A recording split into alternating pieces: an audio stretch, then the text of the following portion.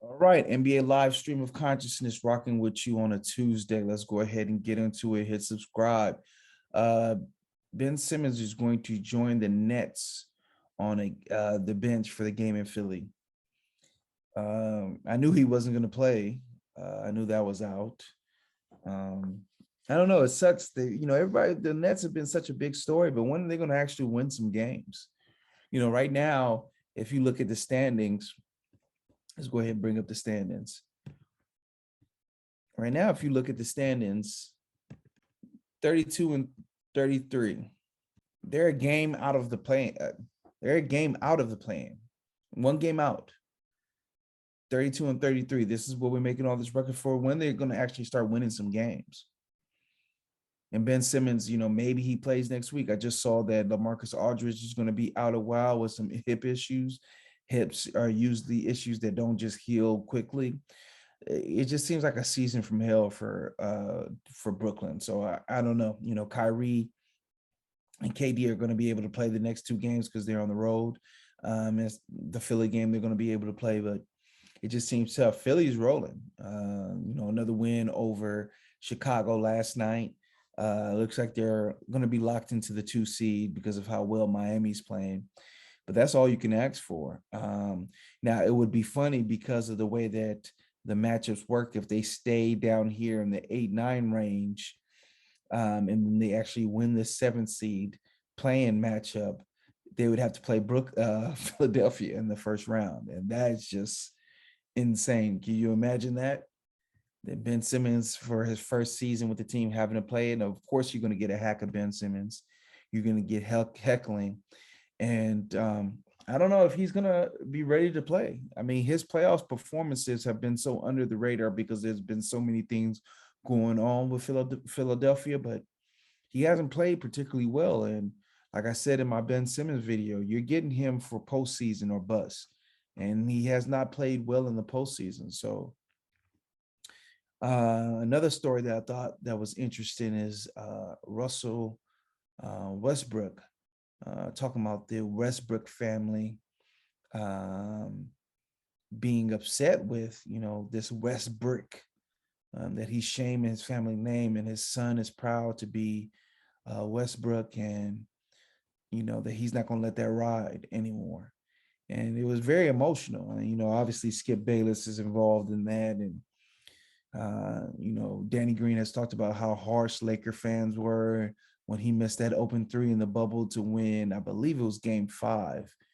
The backlash that he got from Laker fans. And I mean, that was in the bubble, and that's the only place, as a fan, you can't really express it in a person. And obviously there's a lot of stuff going on during the time when the players were in the bubble. So maybe you can shoot them some bail. For Russ, he said he can't bring his family and kids to the game. Like, there's audible groans from the crowd when he tries to shoot. I mean, it's just tough. I mean, but it's also, I think it comes with the territory, so to speak. I mean, like, I don't think you should be calling somebody out their name, obviously. Obviously, you don't have no right to hit them or spit on them or anything like that. Like, the rules of the street should apply to an NBA arena, or to heckling somebody. Like, I guess you can tell somebody they suck, and you can't do that in the street. So I don't know. But I do think fans cross the line with this one. I'm not sure.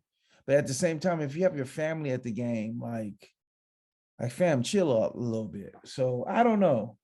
I don't know where I stand on this one. I don't know if lines are crossed. It just might be because of how the negativity in the season. He's getting negativity at his own home games, because there's always some negativity towards Russ. But, the Lakers fans have kind of turned on him, and that's what probably makes it like a double whammy for him. So I'm not sure where things go from here, but it seems pretty crazy. Draymond is targeting a March 14th return. I believe that is Monday of next week. The Warriors definitely need him, and I think you're seeing something shake out in the West where things just look really, really wide open. So, like I mentioned on yesterday's pod, so maybe Draymond coming back is the the rudder that rights the ship in the proper direction. But his injury, Chris Paul's injury, the injuries in Denver, the injuries in Clipperland, injuries in Lakerland, have kind of left, the West open for the taking. So it's interesting. It's interesting.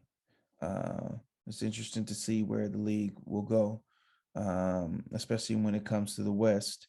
And I think a lot of teams have a shot. LeBron sat out with significant knee soreness. Sounds like it's going to be more than a one-game absence. It just doesn't seem like the Lakers can string together any positive momentum. It just feels like they're snake bitten in that way. And this just is another case of that. So they play Houston tomorrow. So maybe they're thinking with that type of team, they would have the ability to maybe win that game and still stay in it. So we'll see.